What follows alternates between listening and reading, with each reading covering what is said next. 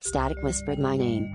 I used to love late night drives, the world cloaked in darkness, my thoughts swirling in sync with the hum of the engine. It was during one of these solitary journeys, lost in the static of my old radio, when I first heard it.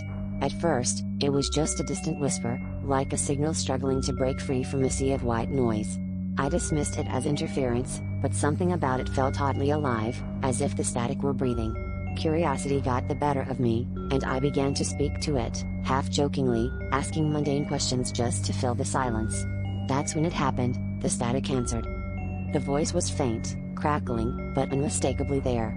I asked it my name, and it responded correctly, sending a shiver down my spine. I laughed nervously, trying to rationalize it as a coincidence, but deep down, I knew something was wrong.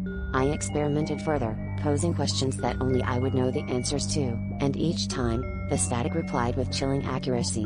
The boundaries between reality and the supernatural blurred as I continued my drive, the dark road stretching endlessly before me. I was simultaneously terrified and entranced, caught in a web of sound that defied explanation. As my obsession with the radio grew, I found myself taking longer drives, pushing further into the night to uncover the truth behind the voice. It started revealing things about my past, things I had long buried and forgotten. I felt exposed, as if the static were peeling away layers of my soul, laying bare my deepest secrets. Despite my fear, I was drawn to it, compelled to understand the source of the Siri connection.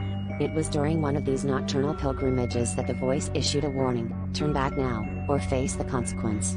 My heart pounded, a primal fear rooting me to the spot. But instead of heeding the warning, I pushed on, driven by an insatiable need to know.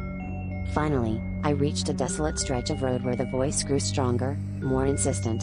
It urged me to stop, to listen. I pulled over, my hands trembling on the steering wheel. The static grew louder, overwhelming, and then, silence. For a moment, I thought it was over, that I was free. But then, a different voice, deeper, colder, spoke through the radio: you were warned.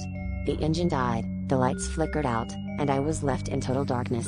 The last thing I remember is the sound of footsteps approaching, crunching on the gravel, before everything faded away. To this day, I never drive past sundown, and the radio in my car remains forever silent.